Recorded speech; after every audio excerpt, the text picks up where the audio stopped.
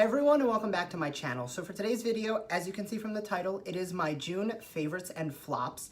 Now I do this every single month, but I find that lately I've really been trying to grind to find things that are actually disappointments and actually favorites, and I'm forcing myself not to add things just for the sake of fluffing up the video. So if you want to see this every single month, make sure to let me know down below that you enjoy this. If not, feel free to say to do this quarterly, maybe every 2 months, maybe every 6 months, I don't know. I'm definitely going to still do the best of beauty at the end of the year, but I find doing my monthly favorites really keeps me accurate on what I'm using, what I like, and what I'm really grabbing for. So if that's something you're into, make sure to keep on watching, and please don't forget to subscribe because I do upload twice a week, and that is the best way to stay up to date on all the fun stuff I'm posting. So without further ado, let's get right into it. So first, it's not so much a favorite. I mean, it is a favorite, I swear by it, but I definitely need to give a shout out to my Duo Lash Glue. Now, the lash glues that I've used, I've used this, I've used Huda, I've used House of Lashes, I've used the Kiss glue, I've used so many different glues.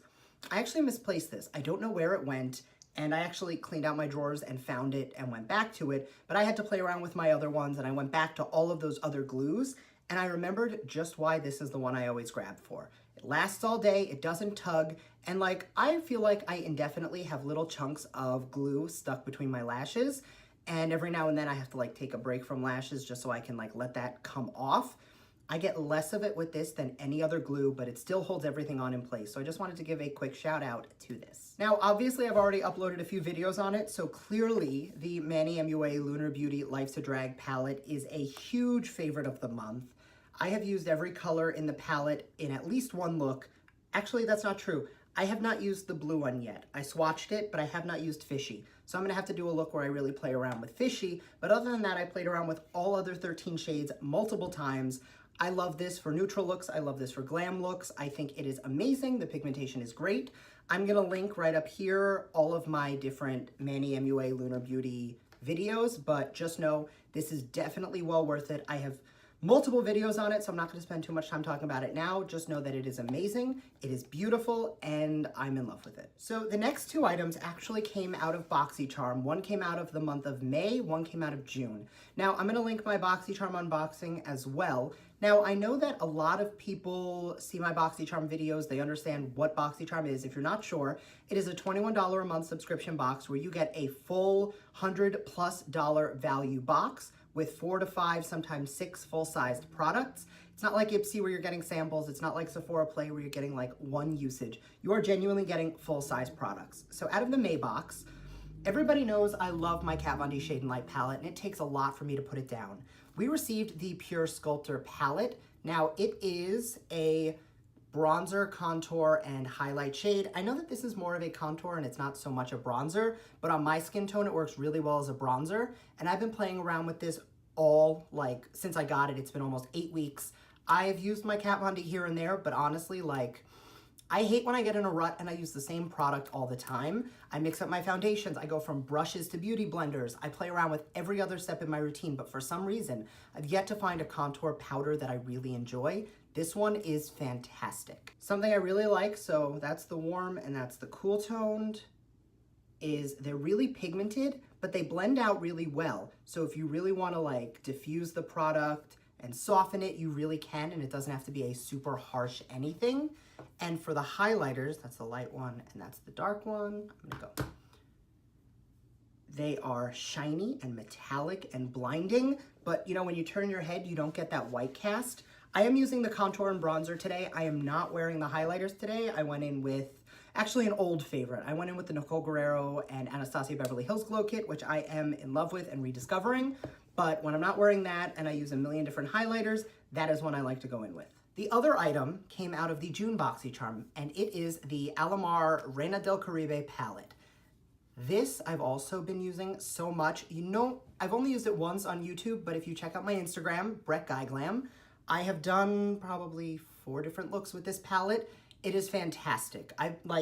This shade right here has been my go-to blush for the month, and this shade, La Costa, on the skin is just the most beautiful blinding highlighter. I have not tried El Malacon up here on the face yet because it is a lot, but okay, clean finger, 1, 2, 3, blinding. Like the level of foil in this shade just kills pretty much everything. Like I don't think I have ever used a gold that was not oil mixed with pigment that was this metallic. So these are so good. Foxy Charm is actually supporting one of their own, Gabby Trujillo, who is the makeup artist and brand spokesperson for Foxy Charm. She is amazing. She is Kathleen Light's go-to makeup artist. She does all the Kale polish shoots. She is amazing. So for her to come out with a palette, you knew it was going to be good. The mattes perform great. The shimmers perform great. I love that it's not just another neutral palette, and she gives you that perfect pop of neutrals and pops of color, and it's just stunning. So while I'm on highlighter, I picked up from the Fenty Beauty launch the Killawatt foil highlighter. This one is in Sandcastle and Mint Mojito. Let me tell you, if I say I've been wearing something, and you know for me to grab a highlighter more than like twice a month is a big deal, I've probably worn this a dozen times since I got it. Sandcastle originally I thought was going to be too deep for my skin tone, but it is just like the perfect bronzy glow. And when I tell you that Mint Mojito, this has become my new favorite topper. I will layer this over anything because it is vibrant, it is over the top. It isn't so much blue, it just gives you a little soft shift. I'm gonna add a little Mint Mojito just to show you what I'm talking about. Take just a little bit and I'll go just 1, 2 in the pan, tap it off, and I'll just use that to kind of amp up whatever I already have. And it's not giving me so much of a blue cast, it's just really giving me that icy foiled look that I'm in love with. We all know I like to pound on the highlighters and pack it on and go into like 9 different layers, but using that one, it's almost like going in with one of my loose powders. Okay, this I is a sample size that I received when I went to Ulta. This is the Tarte Maracuja Oil.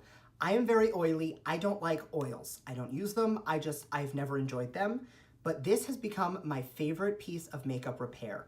A drop of this over a cream contour cream bronzer just makes everything blend smoother. I had a couple liquid lipsticks that were starting to dry out. I added a single drop of this. Suddenly it's like they're brand new again. I am never gonna be the person to put this all over my face, but like putting a drop of it over my makeup brush when I blend in my foundation, it really just transforms everything and gives you a little bit more of a dewy finish. Normally I'm all about the matte, but lately I've been playing with satins and finishes that are a little bit more luminous, as you can see today, and I'm loving how this looks. I don't think I look shiny, I think I look healthy. So this is definitely a big part of that. And the last favorite of the month is kind of tied to a disappointment.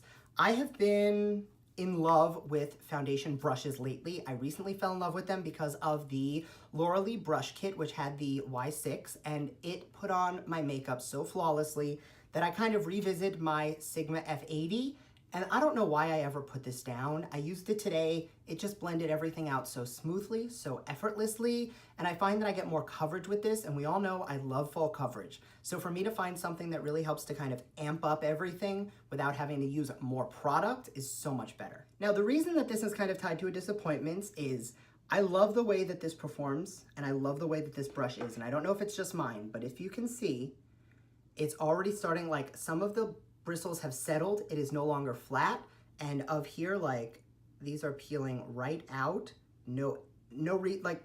I don't know if I'm just too harsh on it. Maybe I brushed it too hard, but I have had a lot of Morphe brushes. I still have a lot of Morphe brushes. I wash them all the time, and I never have that issue where these bristles are just like flyaway bristles, and like, tell me you can't see that. Like, it's genuinely so disappointing. Not because it's a bad product. I love the way it performed, but if this is how all of them last, then I'm definitely not gonna repurchase, and I'm going to switch back to Sigma. And the last disappointment is, again, kind of tied to a favorite, and the favorite is actually Brandon. My husband is a winner for the month. So if you saw my MANNYMUA Lunar Beauty, the first tutorial I did with it, I actually did a side-by-side swatch comparison with the MANNYMUA Makeup Geek collaboration palette that's like almost 3 years old. Like, this is an old palette, and some of the shades, like, I went in, and it looks like there's some pigment, and you try and swatch it, and nothing comes off. It is so dusty. They're dried out.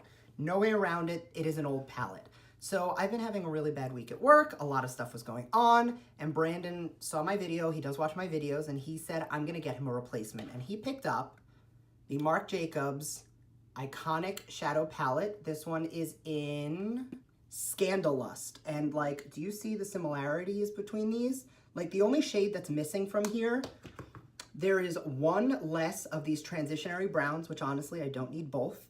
And this shade right here, which is a like blue and brown foil, which this one's not dead, surprisingly, but I've literally used it once. It's not really the type of shade I go for. The rest of this palette has seen some love, but that shade I've probably swatched twice and used once. So to be missing it is not the end of the world. So I am actually wearing the Scandalust palette on my eyes today. I did film a home tutorial on this look. If you want to see it, let me know. I don't know if I'm going to post it, but I'm actually really happy with how it turned out. But honestly, like, this is unfortunately no longer usable, and I got a perfect substitute because Brandon knew I was having a rough day. So that is it. This is my favorites for the month of June, and 2 flops, if you can really call them flops, because I did get a lot of love out of both of those products.